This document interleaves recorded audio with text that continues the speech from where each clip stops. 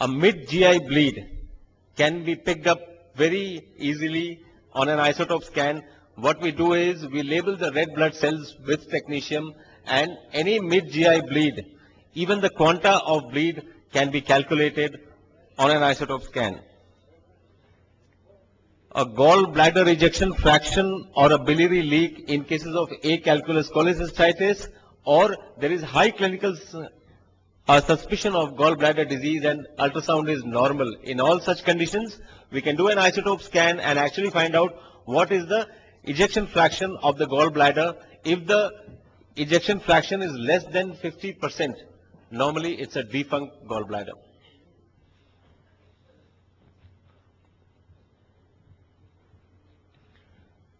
Coming to renograms, DTPA renograms we call it. Functional, the radiologists, I beg your pardon, radiologists make the mistake of writing a non-functioning kidney on an IVP. It is actually a non-visualized kidney on an IVP. The kidney could be functioning, but it might not be visualized on an IVP. The modality of choice for actually coming to a conclusion whether it's a salvageable or a non-salvageable, non-functioning, non-salvageable kidney is a DTPA renogram. Many times we see hydronephrosis on ultrasound does not necessarily mean obstruction. It could be residual hydronephrosis, it could be partial obstruction. Normally for a surgeon, for a urologist, obstruction means whether it is obstruction or non-obstructive dilatation. In both these conditions, you will see hydronephrosis on ultrasound and IVP. It needs to be ascertained whether this obstruction is actually obstruction or non-obstructive dilatation. Like, for example, in this particular case, it was reported as right PUJ obstruction. We did a DTPA renogram. The urologist thought that it just might not be obstruction because the grade of hydronephrosis was between 1 and 2. So referred for a DTPA renogram.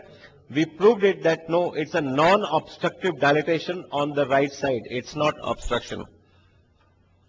Apart from the qualitative images that you just saw, the quantitation of GFR, split function, how much each kidney is contributing to global function needs to be ascertained. Suppose if a nephrectomy is thought as a thumb rule, less than 20% split function of a kidney is usually a non-salvageable kidney unless proved otherwise. So split function, how much each kidney is contributing can be seen very easily on a DTPA renogram. A residual hydronephrosis that we were talking about on the left side, post-surgery, hydronephrosis might persist on ultrasound with a very good surgery done, but it does not mean that it is obstruction on that particular side. A bilateral PUJ obstruction reported on an IVP, a DTPA, we did a DTPA renogram on the same patient which said the left kidney is showing non-obstructive dilatation, the obstruction is on the right side. Interestingly, on all nuclear scans that we do, the right of the observer is the right side of the patient, the left of the observer is the left side of the patient. In this particular case, the right kidney is not visualized at all. So it's a non-functioning, non-salvageable kidney on the right side.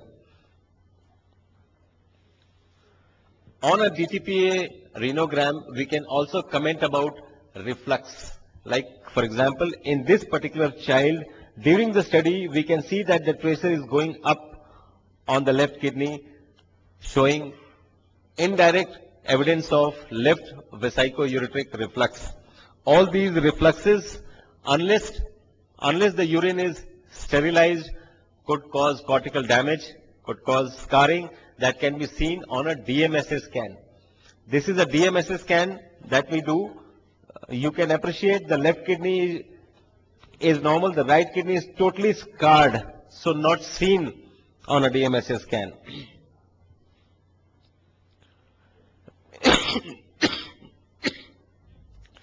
In this particular child, there was left VUR that we just saw on the DTPA renogram.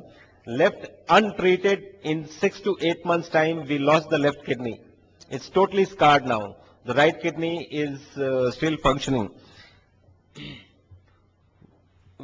There is something that we call DRCG. It's called a direct radionuclide cystourethrogram, wherein the tracer is injected into full bladder and voiding images of 1 second per frame is taken. Very subtle refluxes also cannot be missed on a DRCG, can be missed on an MCU.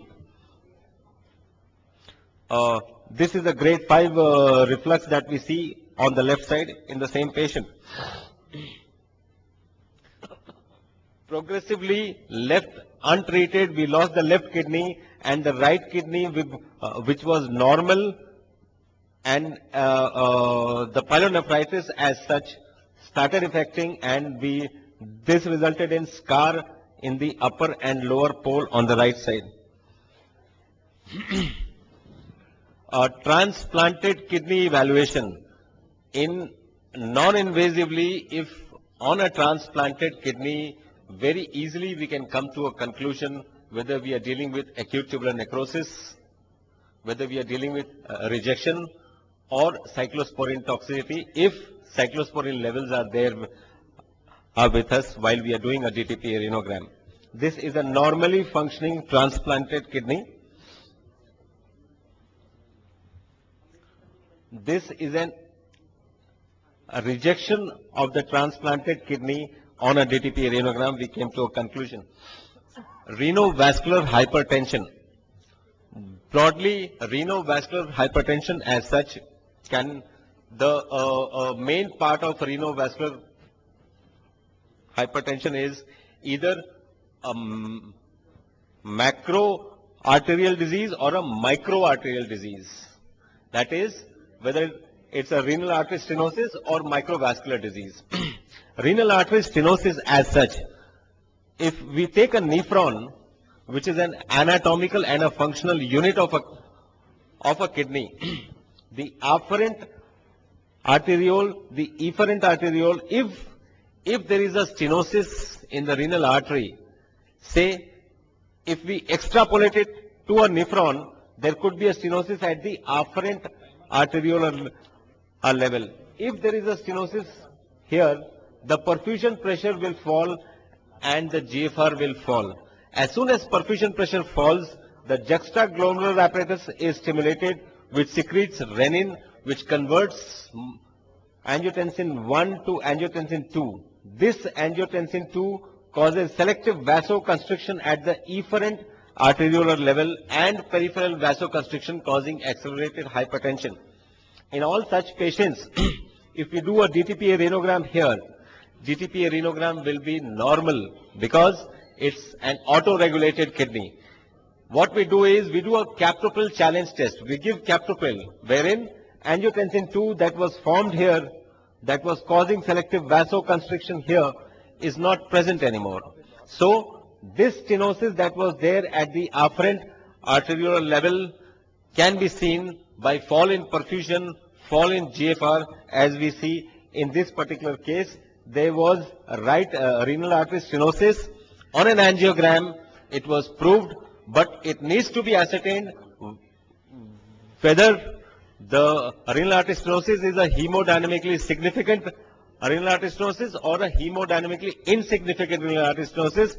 That's why we do a captopril renogram.